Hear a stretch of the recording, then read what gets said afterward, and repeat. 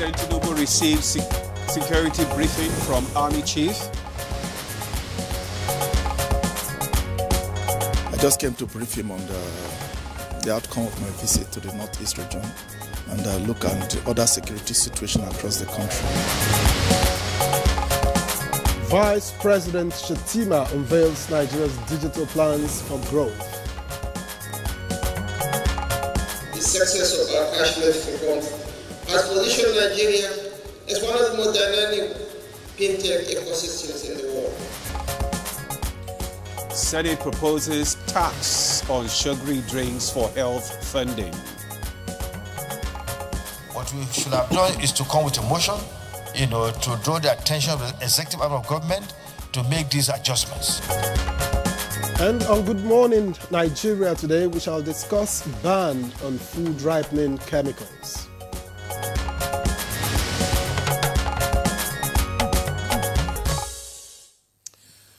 Have you ever bought a bunch of bananas or a basket of tomatoes that looked perfectly ripe, only to find they spoil within a day? Well, you're not alone, Victor. Yes, and behind that quick ripening could be more than just sunshine and time. It might be chemicals, from calcium carbide to paracetamol and even sniper. Some vendors use toxic substances to make fruits and vegetables look fresh and appealing. It is a practice that has become worryingly common across the country. A shortcut that puts profits before public health. The House of Representatives recently raised the alarm over the report of harmful preservatives used in frozen foods and other edible products. And at its 47th meeting, the National Council on Agriculture also recommended a ban on chemical-based fruits ripening, a step that shows growing concern about what ends up on our tables. So for most consumers, there is a simple expectation that the food they eat is safe. But with reports like this, the trust is being tested.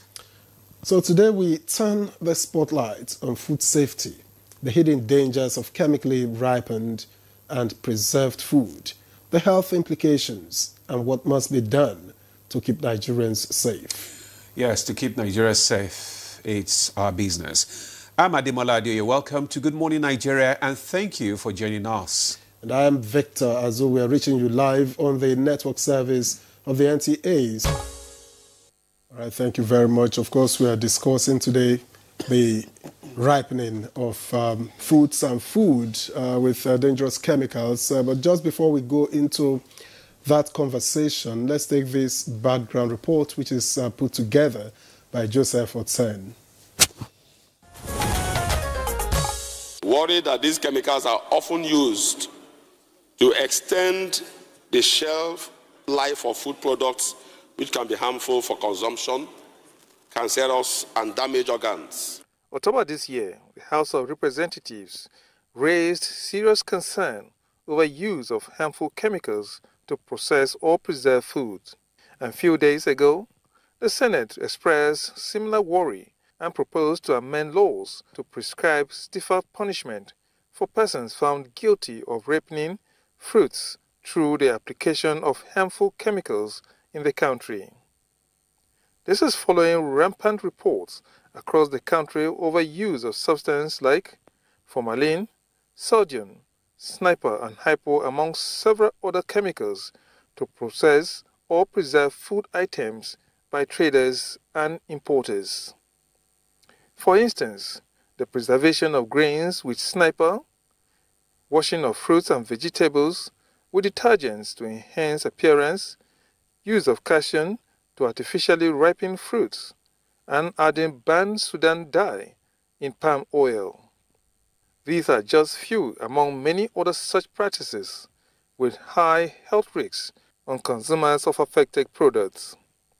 Experts attribute some public health threats such as cancer, kidney and liver diseases, and foodborne illnesses including cholera and Lassa fever to such dangerous and fraudulent practices. In 2025 alone, Nigeria is said to have recorded over 14,000 cases of cholera, resulting in about 378 deaths and 119 deaths from food-related Lassa fever infections. The World Health Organization reports that Nigeria suffers over 1 million cases of foodborne illnesses annually, resulting in economic losses exceeding $3.6 billion United States dollars. It has become a practice the nation can no longer tolerate. The National Assembly is now taking a lead and has tasked all relevant authorities to intensify monitoring, enforcement, and sensitization to nip it in the bud. Guests on Good Morning Nigeria today will dwell on this national health concern. Thank you so much, Joseph, for that background report there. And to discuss the issue on ban on food ripening chemicals, let me first introduce Professor Akim Abolade Oyeride. He's the Dean, Faculty of Agriculture, University of Abuja. Prof, it's a pleasure to have you join us on Good Morning Nigeria. Good morning. I hope we'll have a very good discussion on this. We shall. Because it's an emerging trend to the nation. Yeah, it is. It is. Thank you so much for coming. Also joining us here in the studio is Professor Mohammed Yahaya Kuta. He's Professor of Agricultural Extension and Development Communication at the Faculty of Agriculture, University of Ibadan. A long-time advocate for safe agrochemical use in agriculture and livestock management, and he is serving as Secretary to the Presidential Livestock Reforms Implementation Committee. Professor Kuta, it's good to have you join us for this discussion this morning. Thank you, Demanda. Good morning. Good morning, Nigerians. Okay. All right, and joining us via Zoom, let me introduce Shehu Garkiado, who is a research professor in genetics and plant breeding at Ahmadu Bello University. He is a former executive director, Institute for Agricultural Research, Samaru, and former vice chancellor, Al Kalam University, Katsina. Thank you very much, Prof, for joining us.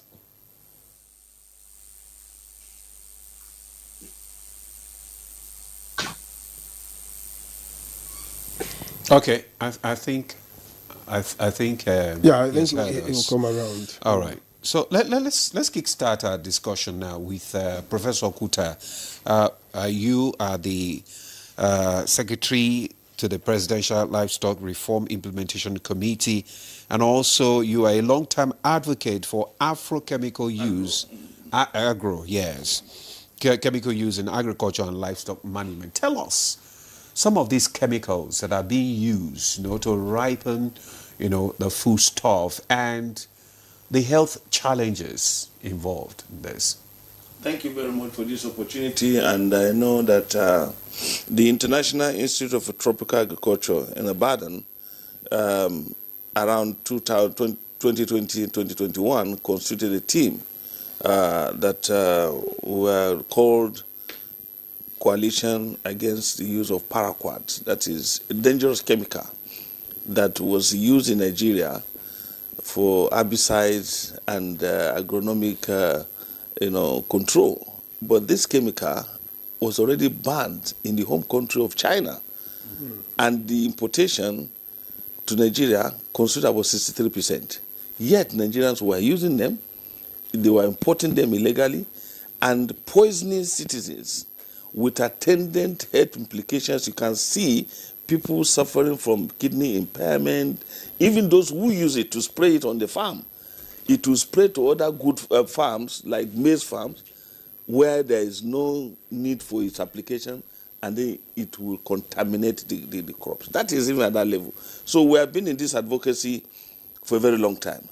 Then, unfortunately, the high level of ignorance, greed, and farmers' inability to understand the risks of using some of these chemicals to ripen food or products like banana, plantain, oranges, and many of them like that, without knowing that even handling some of those chemicals have implications on their health. Just handling them. Handling them.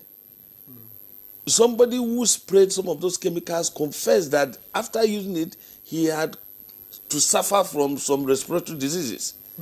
Because those are very dangerous chemicals. In the countries of origin, to handle them, you need gears and everything to use them for safety. But we don't have the gears, we don't have the safety valves, and then they continue to apply them at the detriment of the consumers. The consumers will see a ripe food, consume, but already the chemicals will now affect the content that after ingestion will now cause a lot of damages to the internal organs. Particularly, many people come down with kidney diseases. Many people come down with other ailments that impair organ functions without knowing the root cause. These are purely a product of the food product that they have consumed without knowing. And basically, this is where extension education has become paramount ingredient of Nigerian agricultural system. Because if the farmers are educated about some of these things, they will avoid it because they know it is going to be dangerous for their health. Unfortunately, NAFDAC, that is supposed to be the agency of government to monitor, sanction many people involved in the sale, distribution of some of these dangerous chemicals, is already overwhelmed in dealing with people on matters of fake drugs and other issues. So I think this is the time for Nigeria to even have another NAFDAC for agriculture-related, control, so that it won't be just dealing with drugs, because NAFDAC is dealing with drugs. Be duplicates of all. No, because NAFDAC is incapacitated.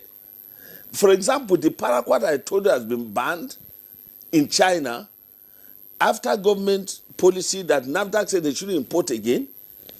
A consignment came into Nigeria after the ban. And do you know the reason? That those who took LC to import those chemicals gave excuse that they have already placed order before, so they must sell it at what cost. This is where, in law enforcement, I'm very happy listening to that background. National Assembly coming up with laws that can, mitigate some of these things. But it's not even the law that is the problem. It's implementation.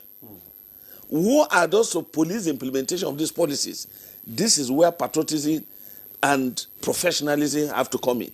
Because, for example, when there was argument about NAFDAC already banning the importation of this paraquat, because we took the campaign to WTO, we engaged with Okwenjo-Iweala, who happens to even be in Nigeria, and she condemned the attitude of dumping all poisonous chemicals on Nigeria.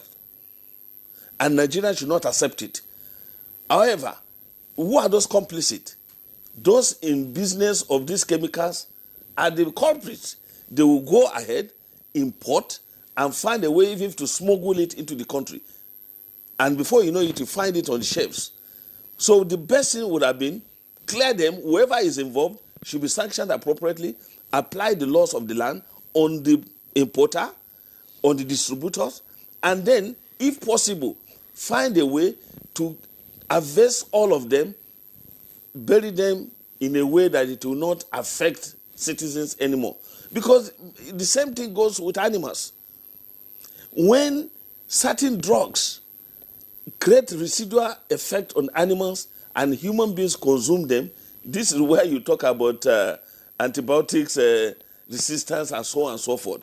These are issues where organic, I'm sure Professor is going to talk about agronomic issues that have emerged, where organic agriculture has taken front line.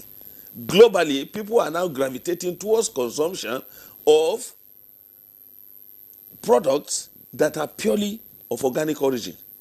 They may be more expensive and they are more assuring for the health of the people, because this is where carcinogenic substances that are contained in some of those chemicals will end up affecting human health.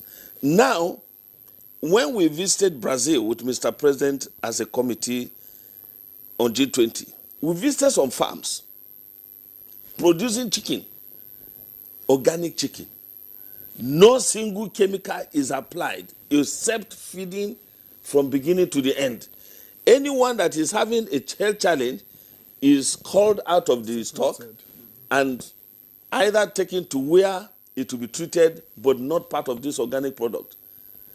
And that is why the issue of halal and all healthy, wholesome products, including livestock, have come to take the front seat. So in this wise, two things are involved.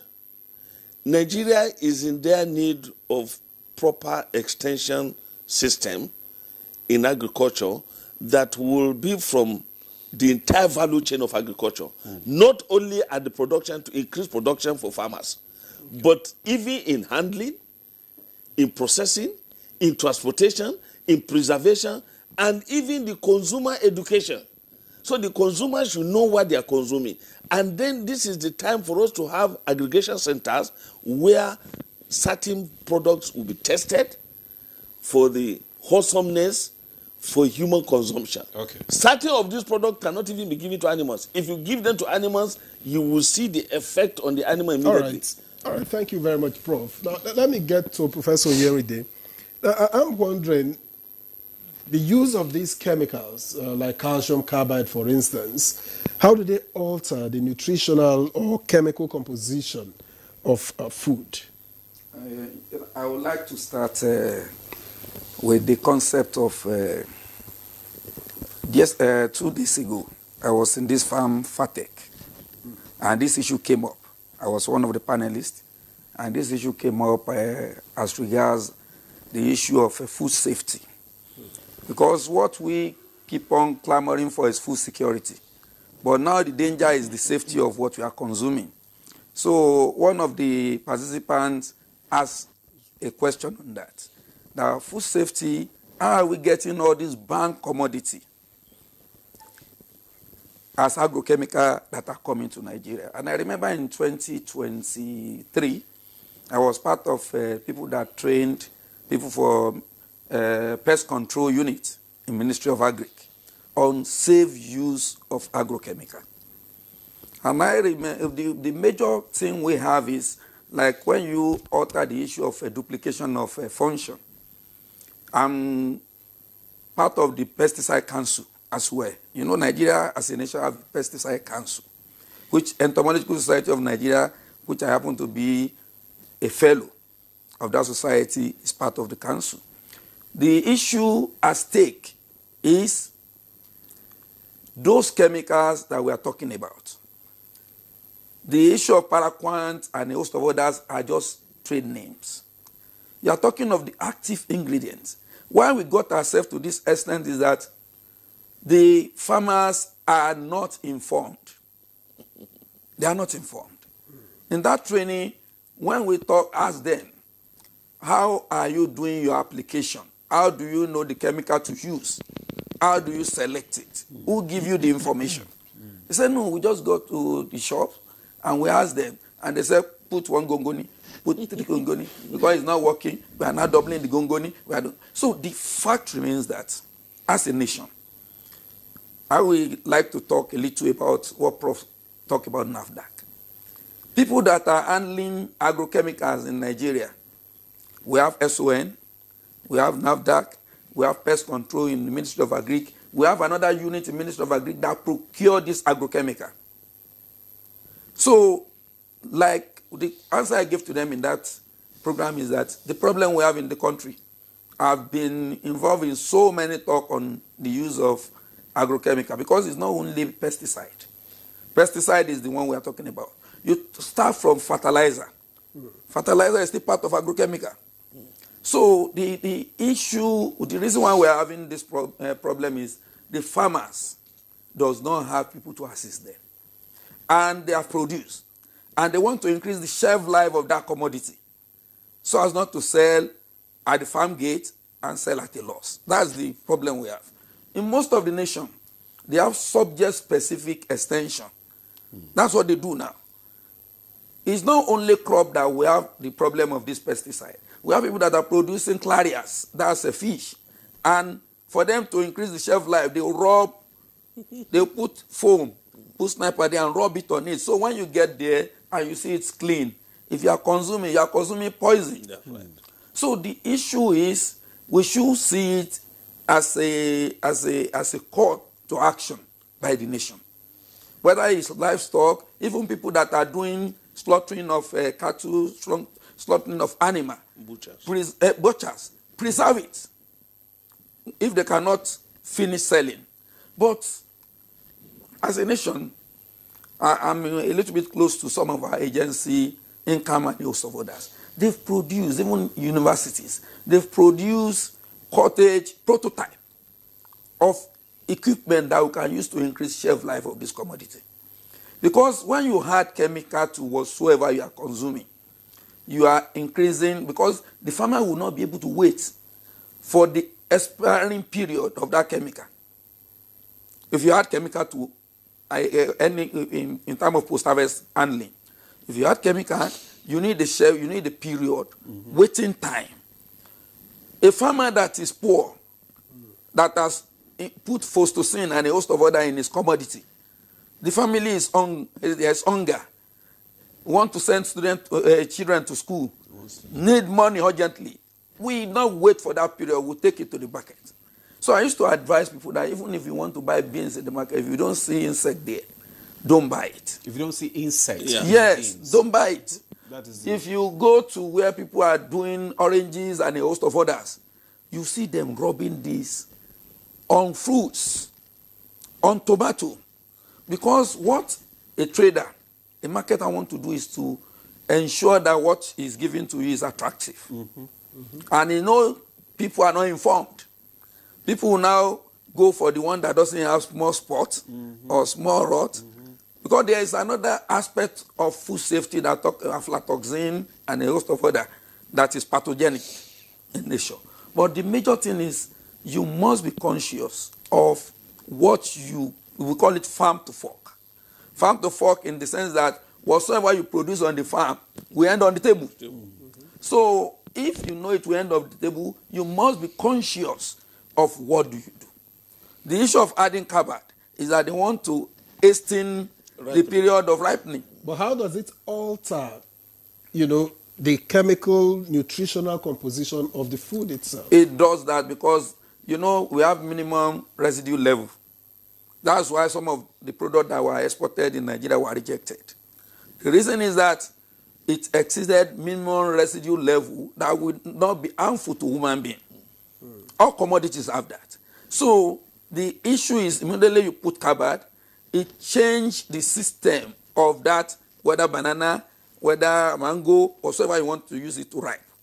So immediately it gets that it will change the nutritive content. And you will consume that residue of that agrochemical. And when it gets into the system, the first point of call is the liver. The liver, that's why we have liver problem, that's why we have kidney problem, and the host of others coming in now.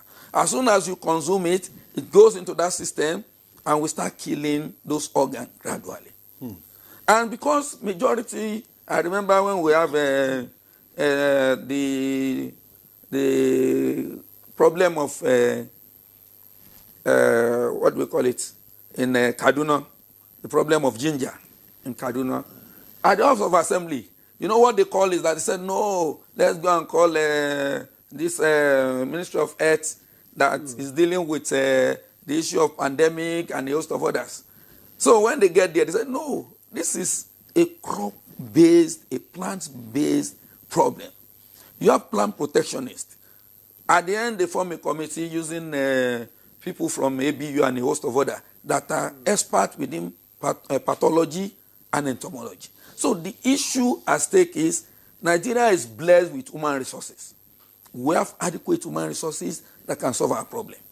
But the issue of plant protection is always neglected when people want to plan agricultural practice. The next thing they will do is whether animal health or plant protection, they will say, no, let's just produce. Let's ramp our production. You can't ramp your production without thinking of how you protect your products. So the fact remains that we need to increase, one, have synergy among all our agencies that are involved. Okay. We must have synergy among them. Because I remember whenever you get there, I'm the competent authority. No, you are not the competent authority. They will fight on that one for long. No, it's not about competent authority. It's about the interest of the nation. How do you assist the nation? How do you save our populace? This is what is causing most of the problem that has been treated at the face of earth. The health challenges. The health challenges. This is what caused it. So the best we can do is that to eat safe and produce. And you know, the problem with the issue of consumption starts from production. That was why Prof is talking about organic farming. Organic farming product is the most expensive. You still have a land certification. You have all those certifications. I remember I served for over 6 years as the technical chairman of SON Agriculture Committee, National Committee, for 6 years. And I asked them that your laboratory, how many ISO certifications do you have? And they said they have ISO certification for only moisture content. I said, what? Not even the physical, not even the nutrient elements. Because before you can be able to export your commodity, or before you can be able to have a safe commodity, you must have a national reference lab. I remember that question came out 2 days ago too. And the IFSM Bank now said, we have created a reference lab in Shagamu in Ogun State. That we have created that, we are now using that. We now said, no, this is a call to the nation to have a national reference lab. Small countries like Rwanda, Ghana, this is why they are having access, because ISO have certified those commodities for safety. There will be a last certification, there will be EcoCert certification. That's organic. If you're able to get to that, people that are consuming our product will be safe. It's not the foreign, it's not the EU market or foreign market that should be telling us that we are poisoning Nigerians. Because when yam was exported, it was rejected. When beans was exported, it was rejected. Because they are now telling us that what we are eating at home is poison. So the fact remains that we need to assist the smallholder farmer. Because whether we like it or not, they are the one producing most of what we eat. And at that event, I told them, I said, look, we are in this event now. Where are the farmers? The farmers are the ones that undo what we eat. They're supposed to be part of this conversation. So that they take it home. With that, you address more people. But you are only addressing the elites. I raise that. So the fact remains that we should think of how do we step up the knowledge. The subsistence farmers are waiting for us to assist them. That's where we have the problem of our extension. The extension collapsed. The ratio of extensionists to farmer, and if we have ask Prof now, is more than 1 to 10,000. Yeah, and it's terrible. Okay. So the best we can do is let's help our farmer. The farmers are waiting for us. In 2013, we did a survey in FCT, and we were able to get 38 plants that the FCT community are using to protect their crop. Okay. They are all plant source. So after we finish that, we say, oh, this is what we should develop, and now develop it into dosage and get the active ingredients and use these so that the farmer will continue to use this instead of using and adopting dangerous agrochemical. Okay. All right. Okay, Prof. Thank you so much. What you have said is that we need to step up knowledge on the application of these chemicals. Not that all these chemicals are bad. No, yes. Yeah. The major thing is for you to know use and disuse. Yes, and the application of it. Most of them, those who are using it right now, are using it wrongly and they don't have the waiting time. I don't know if our Zoom guest is still there. Okay, let me come back to you, Professor Kuta. I mean, just like what he has raised now, that there is no adequate knowledge on the path of the users of these chemicals, and because of this, that is why we are having all these challenges, health problems, and all that. Are there any alternative, to these chemicals, chemical-based food preservation methods? Are there any alternative? historically, you know, the indigenous practices of our farmers is legendary. As Prof said, they have their own indigenous mechanisms of handling some of these issues before the introduction of these dangerous chemicals. And they were doing well. But suddenly, we abandoned our indigenous knowledge system, what we call popularly in extension called IKS, is abandoned. And that is why today you find it difficult. Farmers on their own will even venture to apply the chemicals they don't know because they don't have guidance.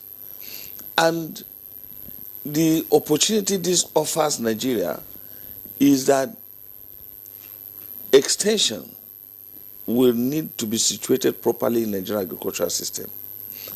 As Prof said, the bulk of food produced and consumed in Nigeria is in the hands of smallholder farmers, and they constitute about 80%.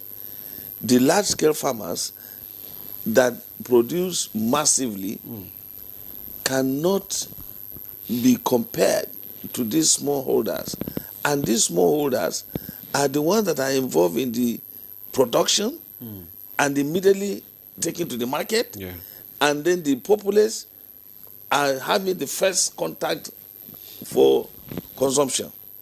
So we need to situate extension properly so that both at the training in our tertiary institutions, where we produce the people that will go and interface with these farmers later with the proper knowledge of some of these issues at extension training. In addition, the moribund nature of extension that has succeeded in Nigeria is the training and visit system that was introduced under the ADP structure financed by the World Bank in the 80s to early 90s. But immediately the World Bank funding was withdrawn, extension and ADP system collapsed. This is the time that we can look inward as we are developing so many programs. Let Nigeria make it a policy to activate the national extension policy.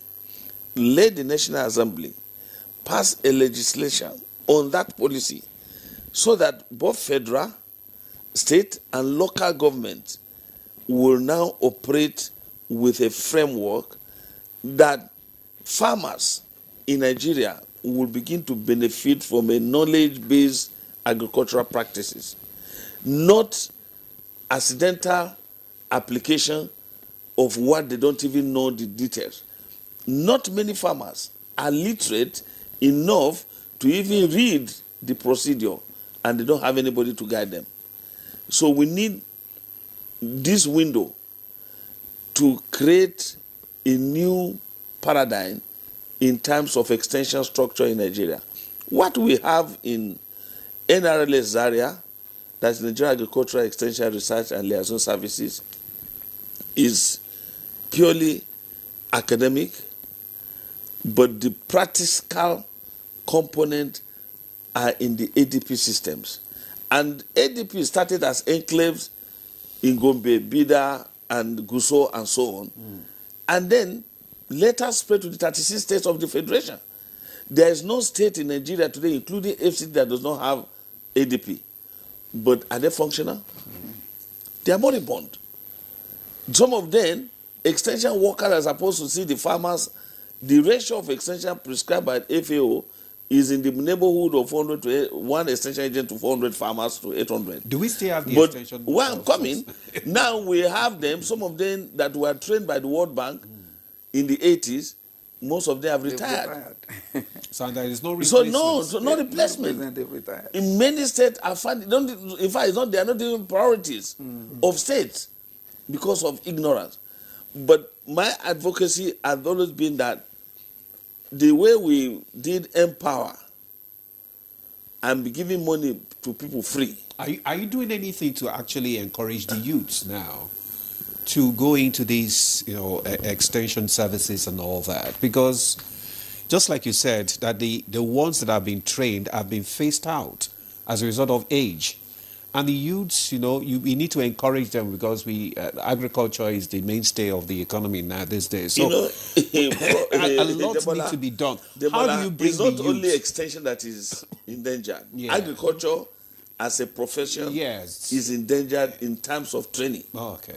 At the University of Ibadan, we did a survey. Out of the students that were in the faculty of agriculture at that time and veterinary medicine, 43% of them did not apply to read agriculture. They were rather conscripted to read agriculture.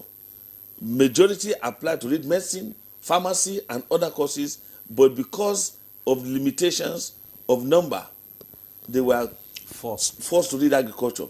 So if you see any student in agriculture faculty today, majority of them are just there physically, but their minds are not there. And when I gave the last 45th university lecture at the University of Ibadan, I challenged the entire ecosystem of agricultural training. That how can you attract young people to go into agriculture when you are training them to use hoes and cutlasses? In their practical year, they are all being trained using hoes and cutlasses. Ask any student, can you drive a tractor? They don't even know how a tractor looks like. Meanwhile, we are awarding contracts. Tate Fund is giving grants. Construction of mighty multi-billion edifices and houses and hostels and training facilities in the university, but no tractor for faculties of agriculture. And we are all complicit, including Prof and myself. When NUC hire us to go for accreditation of courses in the universities, because we don't want to kill a Greek. If they say, how many tractors do we have? Say there is one. There was a day I went to a university for accreditation. It was on the day we were leaving that the tractor that they bought arrived at the university in anticipation of accreditation. So how can you attract young people, the Gen Z generation, to go and carry horse and cutlasses when they can operate a system and make millions, and their counterparts in other climes are making billions out of IT? But the good news is, in every difficulty, I like to quote Mr. President. When he inaugurated the Presidential Livestock Reform Committee, he said, people see challenges, but I see opportunities. In every challenge, there is an opportunity. This window of opportunity lies in the current wave of precision agriculture. Agriculture is, according to Mr. President, he said you should make it sexy. Make it attractive. So that everybody will gravitate towards it. When you go into precision agriculture and greenhouse technologies, you are going to beat all the odds that you require to use chemicals in an enclosure. You can monitor and operate using handsets to know the water content. Soilless agriculture has come to play. All right. And all these things are the new innovations that can attract young people. And at the University of Ibadan, our entrepreneurship program is yielding results. Because young people now are becoming agripreneurs. They are into aqua products production, processing, and marketing, and all kinds of creative things that they can live and survive even as students and even become employers instead of job seekers. Right. So if we make agriculture sexy, attractive, young people will come into it. Because we have the huge population of young people. And that is where the risk is. I quite like the idea of sexy agriculture. Perhaps I'll be attracted too. Yes, I'll be under Prof's tutelage. But talking about, the policy of the ban on harmful substances, harmful chemicals for agricultural use. The problem we always have is implementation. You have alluded to that earlier, Professor Yerinde. How easy is it that, food safety can be monitored across Nigeria's fragmented chain? You are talking about from farm, to the next point and to the next and onwards. Okay. When we have this kind of national opportunity or global opportunity, I always love talking about professionalism of agriculture. I will still go back to your question. The reason why the young ones are not interested in to come into agriculture is because this issue of our Council or Institute of Agriculture that has been in the Senate over time. There was a time that former late President Muhammad Buhari was about signing. Because if you want the younger ones to come in, it must be attractive. Yeah. The training must be something juicy. When the president talked about sexy agriculture, I said, one of our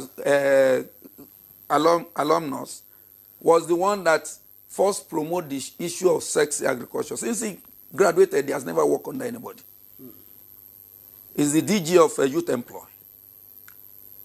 He called me last week that he wants to celebrate 10 years anniversary of that. So the kind of training we are doing now, I've been teaching agripreneurship for over 15 years. What we do now is to make sure that they be job creator, not looking for job. So on the issue, I remember at the floor of one AGM of Deans of Agric, ADAN, Association of Deans of Agriculture.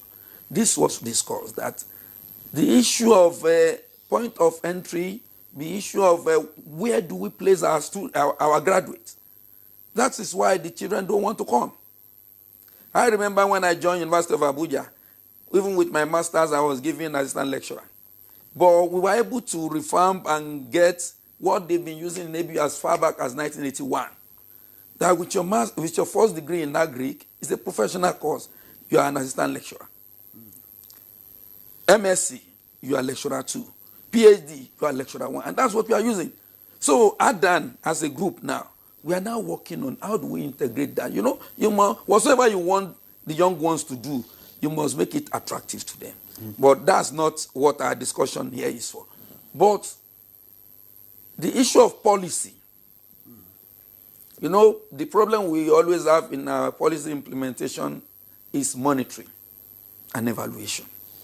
It's like you have a dog. Your dog can bark very well, but it cannot bite. So the concept is, if you have a policy on ban agrochemical, who are the watchdogs? Who are the ones to manage and monitor what is happening? You can imagine when Prof said, we have flocks of banned products coming to the nation. Through where? We have quarantine, we have custom, we have so many agencies that are in charge of this. But when you still talk about it, you see that you have a policy. Nigeria has the best set of policies. But the major thing, policy will not work. Policy is just in a paper. It will not work until when you have a scheme to implement it, to monitor it, and to manage it. And that's why we are so fortunate having scholars in Nigeria. If you go online, you are looking for anything, any area of study, Nigerians are leading. I think the only set of people that are leading, that are a little bit higher than us in terms of publication, is India. So it means we have the resources, we have the expertise. What we just need is to tap in on that. And President Bola Ahmed Tinubu, renewed hope agenda, is transforming most of these things. When Prof is talking about not having tractor, we have tractors in Cheddar, still standing there after commissioning. So I'm shocked that what are these implements still doing here? When you can share them to all the University of Agriculture in Nigeria. Not all the faculties of agriculture. You understand? When you share it to the university give it to the Faculty of Agriculture. The equipment, I stay in the big Cheddar. So I pass through those axes every day. Whenever I see it, my heart blinks. Now what's wrong with us? This is a waste. The government has invested so much in getting those agro implements. What are they meant for? The citizen is gone. So the fact remains that I remember I was able to attract some new development into my faculty. NAFDAC is doing greenhouses almost about 20 for us now. Naseni is doing agro training center. They have all the feed, livestock, fishery, and crop production. When we gave them the land, they said they needed expansion. So I said, don't worry, let's complete this. And they are targeting that the number one in the nation, which is the president, will come and commission them. The students, when they got to that place, they said, this is what we should be using to train them. Exactly. Hydroponic is there. Yeah. So I said that in one of the programs that in the next 10 years, the way we are going, nobody will look for any white-collar job again.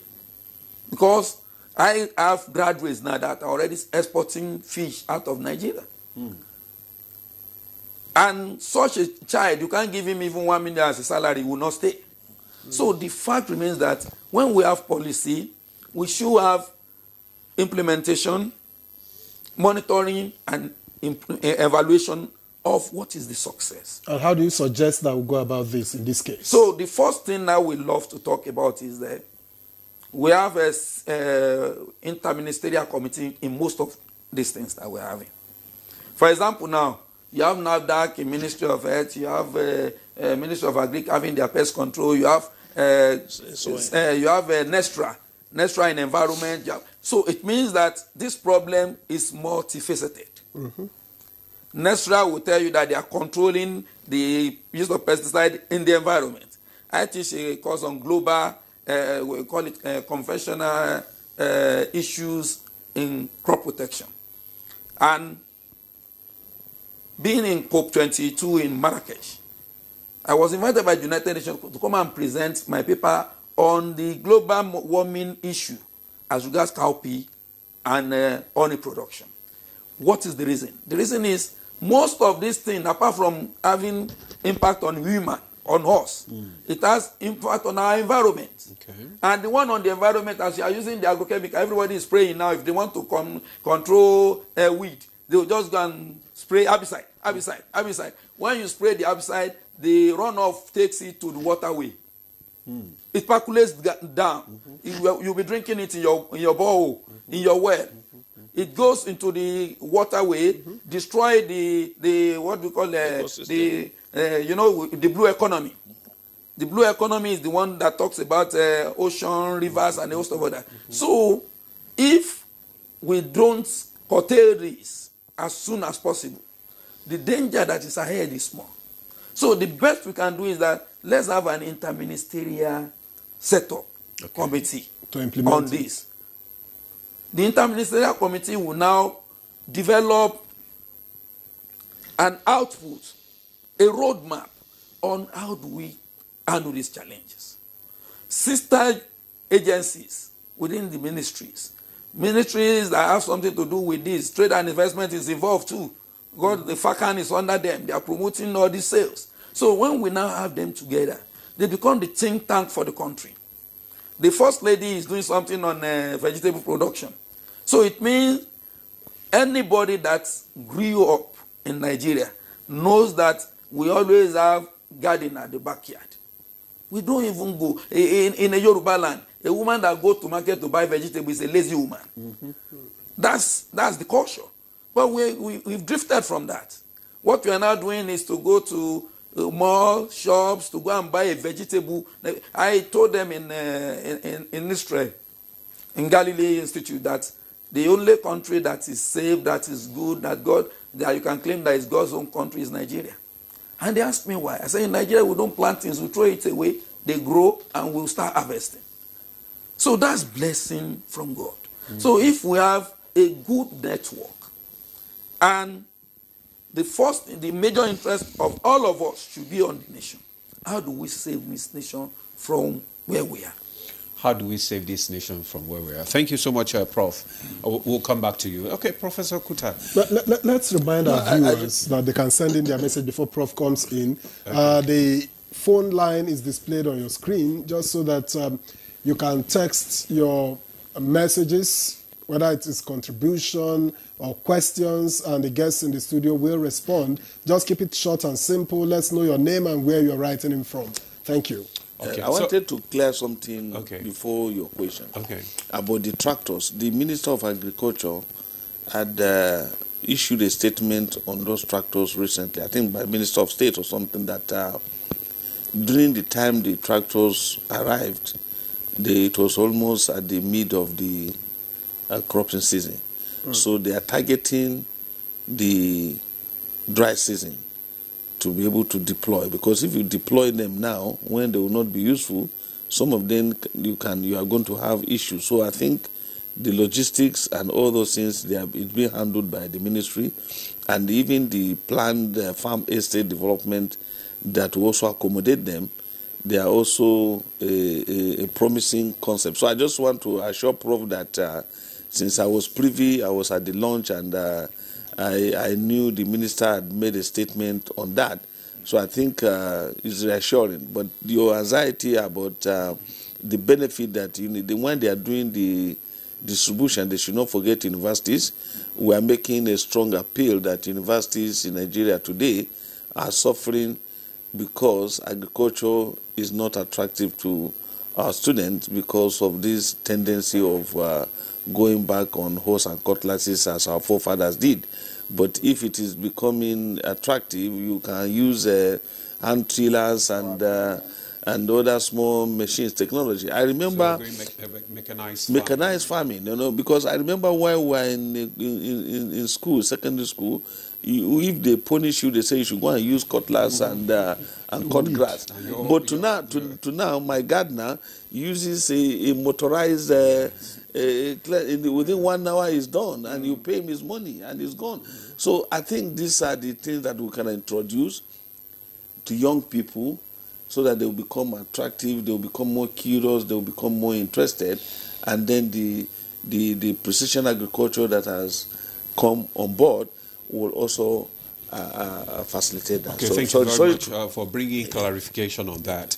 Let's look at the economic impact of this ban now on ripening chemicals. Will it affect the food industry, particularly the small-scale farmers and vendors? Because, right now we're talking about the high increase in food, items in the market, although they're gradually coming down now. So, will the ban lead to increased cost for consumers? And if so, how can we make healthy food affordable, to the common people?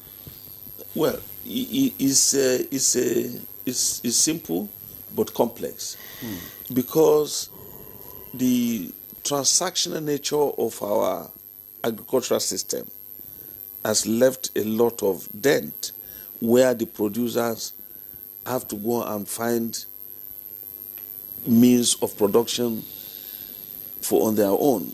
During the ADP system, it was well organized from the state level to zonal level to block level and to village level, so that everything moved in that systematic way. But now the farmer is left to himself to go and find a way out of his problems and challenges. This is where the problem is. However, value addition should be encouraged in our agricultural system, where technologies, even if it is not large scale, that can be deployed to process so that people can sell and then more healthier and wholesome for the consumers, should be encouraged. Most of times you notice that mangoes at the peak of seasons get wasted, oranges the same thing. Had it been there are cottage industries for processing some of these products for the consumers, it will reduce the wastages that are associated with it and the anxiety to apply chemicals to hasten so that they can also make quick money. Because it's out of greed and anxiety to make quick money that they want to ripen and make the money immediately. But then, out of ignorance, he is not aware that handling those chemicals is not only dangerous to his own health too, but also dangerous to the ultimate consumer. So there is a high level of knowledge that should be inculcated at all levels, and then states and local government should begin to invest. Now that Mr. President has given local governments autonomy, they will get their funding direct. They will be able to use some of these fundings to address the peculiar nature of their environment, especially farmers. 75% of Nigerian population lives in the rural areas. Mm-hmm. And the preoccupation of this 75% is agriculture. Either, no matter how small they are, they put together the aggregate of the bulk of the food that is produced and is being consumed in Nigeria. So Nigeria should begin to think in a creative way that cottage industries will begin to address some of these shortcomings. And I will not run away from it. Even if you ask me 10 times, I will say you need properly trained extension professionals to handle their training and even the concept of agribusiness, because many of the farmers don't even keep records. And we are now graduating towards record keeping, towards data management, so that they will be able to calculate their gains and where they are losing. And the most important for us is the issue of guaranteed minimum price. Government have a role to play. Good. Because in every setting, government interventions cushion the effect of all negatives around the environment. I remember when I had the opportunity to serve in Niger State with in the government of Dr. Babangida Aliyu as Secretary to Government, we used to have what we call buffer stock. In this buffer stock, the products at the peak of harvest, we encourage to purchase all of them and put in the grain reserves or the specific reserves for keep. And when there is scarcity, or during the period of fasting or Ramadan, or festivals of Salah, Eid al-Fitr, or Eid al-Kabir, they bring out some of this and send it to the wards, not to the market. And that either at the Emir's Palace or the District Head's Palace, people will join queue to buy some quantity at government-controlled prices. That reduced inflation and made food more affordable to the citizens. So government played a role. Okay. Instead of just leaving it to market forces, and then at the end of the day, citizens suffer, and every day you have adulterated products, some wastages that are associated with them is because at the level of glut, or when there is massive product, farmers just want to sell and go away. And then the issue of bringing dry season farming is going to be the game changer. There is a irrigation dam. The government is working on that right now. Yes, it's working. That's why I'm saying that even those tractors are being preserved for the farm estate. There is a dam in Wushishi in Niger State that I'm very familiar with. They call it Tunga Cow Irrigation Scheme. It's targeted about 10,000 hectares, but not more than 30% is being cultivated, capacity is being utilized now. In that community, rice grows 3 times in a year. After the rain fade one, by the time they are harvesting, they will just be back home. The tree will sprout on its own again. You don't need any additional planting. Then you come back and harvest free rice in 3 months. Then by the time the dry season sets in, they clear the land and apply irrigation to cultivate the dry season. So these people, if you go to that community, you will see that every young man is a car owner. And there is nothing like rural-urban migration. They are all living in that community. There was a day, NTA celebrated 100 marriages as a part of economic prosperity in the community. I remember that clip is there. I think Mary Nobaje was all covered the NTA to celebrate the community because there is economic what? Prosperity. All right. Thank you very much, Prof. We'll go on a break now. And when we return, the conversation will continue. And some of the comments and questions will be read out. Stay with us. Thanks for staying with us. You're still on to Good Morning Nigeria on the network service of the NTA. And our discussion is still on ban on food ripening chemicals. And we still have our guest here who are discussing the issue. We have questions and comments from some of our viewers, which we'll read out now. I'll first read out some, and we'll have Professor Yorinde to respond to them. And later, my colleague here will read out his own questions as well. This one is from Margaret Polycarp from Port Harcourt. It says, good morning. Please, my question is, even when the food is washed and cooked, for instance, beans, rice, and so many others, before eating, will the chemical used on the food still affect the system? You know, a lot of people say, you parboil, you do this, you do that. So that's his question now. And this one is from Thomas Ubede from Benue State. It says, good morning, Nigerians. I'm glad this problem has come to light. I suggest the best way of step up the awareness is to take it to the primary and secondary schools. Use of local languages will be useful. The government should help extension staff to involve teachers to pass these messages to peasant farmers. But when not properly handled, will rather increase revenue for few persons handling it. This one says, good morning, profs. My name is Chimereze Anthony from Port Harcourt. Please, my question is, there is so much talk about the university, the ADPs, and their involvement in the development of agriculture in our dear country. Are there plans for those in the rural areas who don't have access to the universities and ADP programs to be educated? And lastly, this one says, the Ministry of Agriculture and the National Assembly should make laws to ban the importation of these chemicals, and they must monitor the implementation of the ban.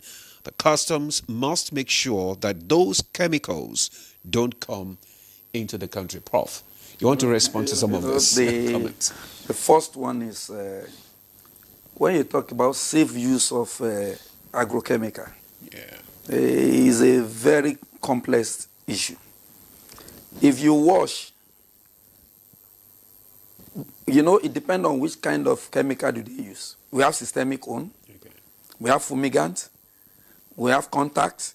So you have different kind of chemical that you can use. If you use a fumigant, the fumigant goes into the cell of that product. It goes in there. What is a fumigant? What type of chemicals are those? Fumigant means the one that works with the air, like phosphorus. If you use phosphorus to preserve your beans now, you put it, we always cover it so that it will not have contact with the products. Mm-hmm. So when you put that, when it goes into the system, how it kills the insect and other pathogen is that it mixes with the air. So when it mixes with the air, because our seed and our crop and our fruit, they are living organisms. That's what people don't know. That's why we usually dry to about 12% moisture content. Even at 12% moisture content, the seed is still living. It's not dead. So the fumigant will go in there. So whether you wash or you don't wash, until when the chemical expire, it's not healthy to consume it. It's not a case of a parboil, I've washed away the water, I've washed it. There's nothing you can do to that. That's why when the farmers, even after using the container, they cut it, and they'll be using it for ablution. They'll be using it to drink water. Remnant of that chemical is still there. So the issue is a bottom-top approach is the best. And that's why when Prof talk about extension, the closest to the farmer that can give them information that they will accept is agric extension, is the extensionist. So I don't know what is wrong with us that we are looking at extension as a white elephant project that cannot be achieved. All agriculturists, we are turning out thousands of graduates. Yeah, no jobs. Even up to millions. They don't have jobs. Can One time they said they gave them Empower. How will you give them Empower? You can give them job. There are vacancies. Yeah. Give them job. Graduates within the agric phase, the extensionists, crop productionists, crop protectionists, and a host of others. When you give them job, you now, Nigeria did this when they have farm settlements, 1982, 83, that they took the certificate of those people, put them, some of them, give them land, give them all the resources they needed. I know where I had my IT. The man is still in Adodo water. Doing well. He has over 3,000 palm oil, palm tree, oranges, and a host of others. He's doing fishery, he's on 10 hectares there. That was given to him in 1982, he and his wife. They are graduates of UI. So the issue is, you are claiming that people don't have jobs. The best we can do is, let's engage this young lad. The younger generation have access to the whole world on their phone. So if government empower them, give them job, they have sense of belonging, of serving. And with that, they will be the closest to, they are informed. Because if we are looking at how will the information get to our high 75% population in the rural area, the easiest way is for you to empower these little ones, increase the number of people that can do extension and have discussion with them, live in their locality, have discussion, so that we will start solving the problem from bottom. All right. Thank you. Thank you, Prof. But let me take the messages. I don't think he has answered all the other questions. The one with the ADPs? The ADP, the government, you know what we like doing most in Nigeria is to copy. We copy a lot. If a state adopts one ADP, I know the other state will adopt it. The ADP have become, we just need to look for states to reform the ADP. That's the greatest option that we can do. Since World Bank left, every action, I did some work for ADP even in 2013 with FADAMA 3 and a host of others. So the issue at stake is, we have people that are looking for jobs. Most of my friends in ADP, they are all retired. They are above 60. So let's have the young lads go in there, and with that, we'll have people that goes into the interior and disseminate information about good agricultural practices. All right. Let's take some more messages now. And this one reads, good morning, sirs. He says his name is Malam Togun. He said, I quite agree with Professor Kuta. As a professional farmer, I got to realize that paraquat is so dangerous that it causes a lot of harms to our farmers. When it was banned, we were all called to get informed, including the chemical distributors. But unfortunately, that dangerous paraquat chemical finds its way to the market again. May God bless Nigeria, he says. And this one is from Ofulue Ibodo in Asaba.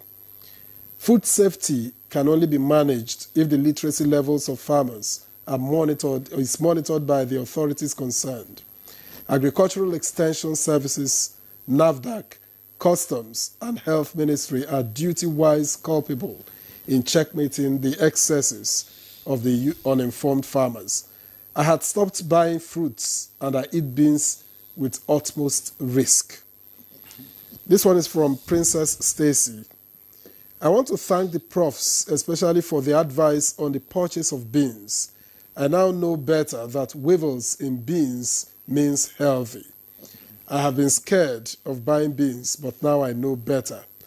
And finally, from Emmanuel Elue in Lagos, please, the government agencies tasked with protecting citizen consumers should act now so that lives will be protected from some of these dangerous chemicals used in preserving foods that we eat. So, Professor Kuta, you want to respond to any of these?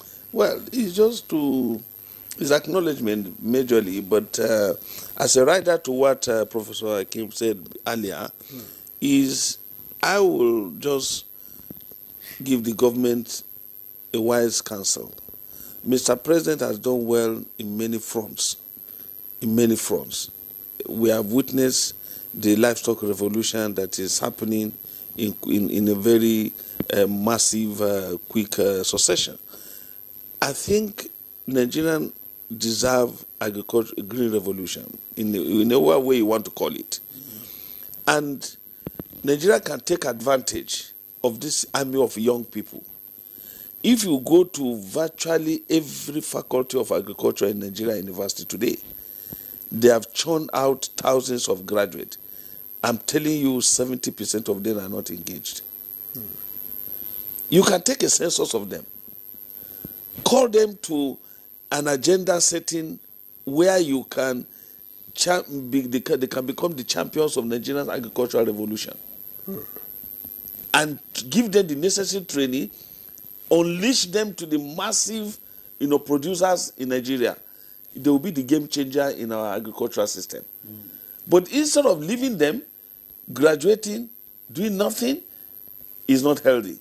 And Prof is also aware that our curriculum is basically theoretical. In every aspect, there are not less than 10 areas of specialization in agriculture. That if Mr. A is talking about his specialization, if it's entomology, the man in agricultural economy is talking about farm management has to go to school there. And there are so many like that. So if we can design a national agenda that will unleash this young population into the agricultural space, rebrand the ADP system, fund it through special interventions, and then let the small-scale farmers be seeing these young people to put them through, there will be a massive change in the agricultural space. But would you say that the universities where you, incidentally, and Prof come from, have you done enough in developing natural ripeners, that farmers can fall back on? Have universities produced enough in that regard? If you see the products, basically of the precision greenhouse technologies, they are all within that frame. Nothing is lost to that. And there are different species, product of research, that are yearning for mass multiplication, but there is no wherewithal. Most state funds... Finance? Yeah, finance. Replication. You come out with a good cultivar, but how do you achieve mass scale? Just recently, NCR Badegi just launched a success story of a new cultivar that can do 15 tons per hectare of rice. Just flagged off. We have the current, Faro 44 that is reigning for the, particularly this North Central geopolitical zone that is doing well, is a product of NCR Badegi. And if you go to what happened to Ife Brown, Ife Brown is the cowpea that's a product of Ife. Chika Brown is a product of Napri in Zaria. But after those years of research, research is no more funded. Research is no more funded. Napri cannot go beyond what they did in Ife with Chika Brown. Ife Brown, there are so many technologies that could have come out of it, but poor funding. So efforts going on even in the research institute, in the universities, are individual, staff efforts. Some foreign grants. Okay. And then when they give you foreign grant, you are going to be accountable to your sponsors. That's the irony. And that they will not sponsor you on what can be your own problem solver, what can add to their own curiosity that can be their own interest. But we need to be indigenous in our approach. Our National Research Foundation should be able to cover most of those areas. For example, if you go to Cocoa Research Institute in Ibadan, you will cry for Nigeria. They have the best cocoa flavor in the world, but nobody is talking about it. A country that does not have a single tree of cocoa is producing cocoa products and being sent back to us even on competitive basis. Well, can't we go ahead and do what we call value addition? Those technologies, we can import them and produce here and send to the rest of the world. And that is why the title of my university lecture is Decolonization of Food Security. Okay. Thank you, Prof. Because of time, we have to, so that we can take some of other questions. I believe that very soon we'll start doing that in the country, just like we are doing in the oil industry now. These two questions before I give you, because we begin to round up now. This one is from Omololu B.A. He said, the issue is that God bless you guys for wonderful works you're doing every day. The issue today is a serious one, and the reason all these terminal chronic diseases are rampant today. All I can say is that as much as you have the opportunity, grow what you eat by yourself and drink sufficient water to neutralize the effects of chemicals on those you are buying from outside. God help us all. That's Omololu. And this one is from this one is from Dr. Nasil Bello Gombe from Gombe. He said, good morning. Ripening chemicals can be very useful when applied correctly, just like you said, and in safe doses.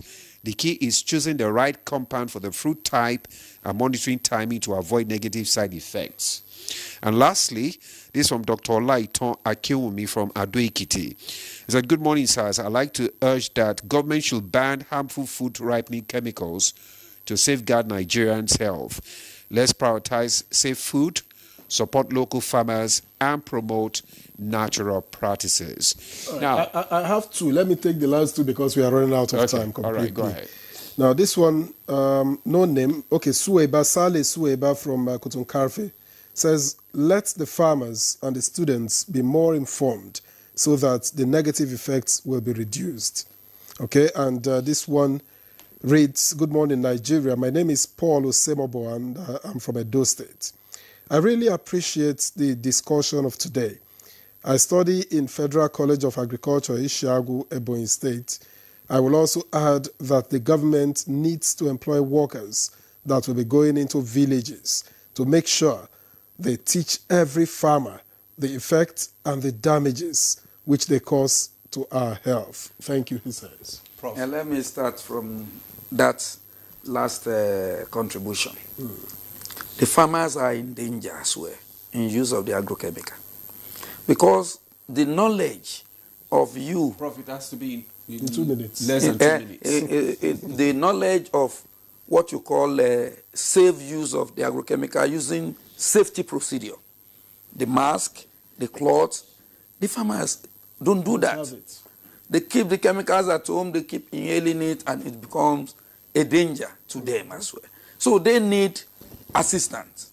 And the best we can do as a nation is like what Prof has suggested. Let's have, as the President Bola Ahmed Tinubu said, emergency in food safety. Let's have food security. Let's have an emergency in food safety. If the President pronounced that, actors on the value chain of food can now join together to provide a sustainable solution. All right, thank you, Prof. Professor Kuta, your final words? Well, thank you for this opportunity. I will call on all media organizations to copy NTA, because NTA has done well for Nigeria in terms of,